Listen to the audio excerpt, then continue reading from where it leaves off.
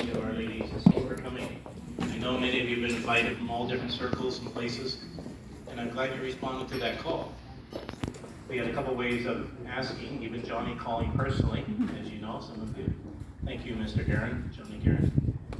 I also want to thank Jim George for making it possible. You know, it's his initiative and gathering people together to make this possible for Our Lady's Feast Day. His goal, as it is mine and Johnny Guerin's, and I would say all of my parishioners, is to spread awareness of Our Lady. First of all, devotion to her, and under her mantle, under her banner, to draw people to the Latin Mass, to tell them about the Latin Mass and what it is that St. John Bosco does here in Southern California, to associate as a community. There's a couple of things I would like to say about the Blessed Virgin Mary, which certainly ties in with my apostolate and with your faith. Our Lord loved Our Lady. The Blessed Virgin Mary is greatly loved by her Son. And that's something to contemplate. We might spend hours just thinking about that. It reminds me of the story of this man in the church that priest saw meditating frequently, and he went up to him and he asked him, "Sir, you're always so deep in prayer every day. What are you thinking about?" And he said, "The Our Father." "Oh, really? You contemplate the whole prayer?" "No, I can't get past the first couple words. Our Father." And that's what he would spend his time praying and thinking about. Now imagine Our Lady and our Lord, just in the presence of each other, they loved each other in such a way that he made her his mother. Also, he placed himself in total dependence upon her. And he associated her with every aspect of his work. And that's what we do as Catholics. If our Lord did it, how can we do less? We associate the Blessed Virgin Mary with every aspect of our work. Such as today, what we do today with this concert. It's an honor for her, this is for her. And we get to enjoy it. So we associate Our Lady with everything we do. So if that's the case, and you associate her with every aspect of his work, then great care, virtue, fruitfulness is shown in everything that they do.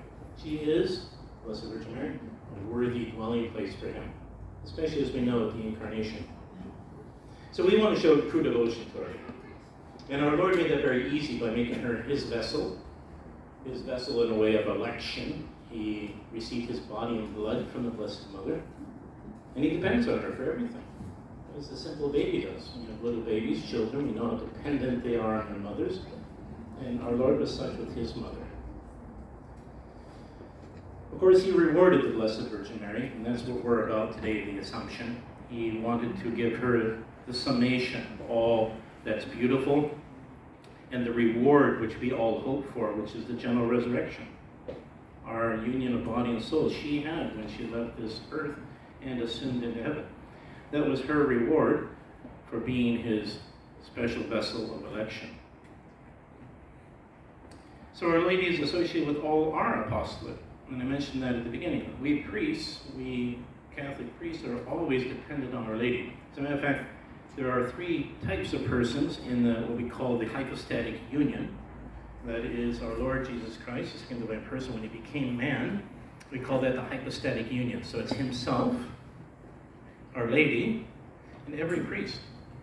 Every priest by his ordination participates in the hypostatic union. So I cannot discount, I have to always be devoted to Our Lady, and through the Rosary especially, because she is so powerful in our apostolate.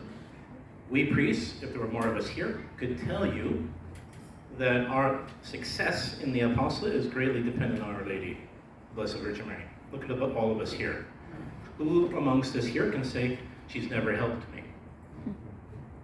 And I would say, every day at the confessional, because Catholics go to confession, somebody prayed for you. And that's at the request of Our Lady of Fatima.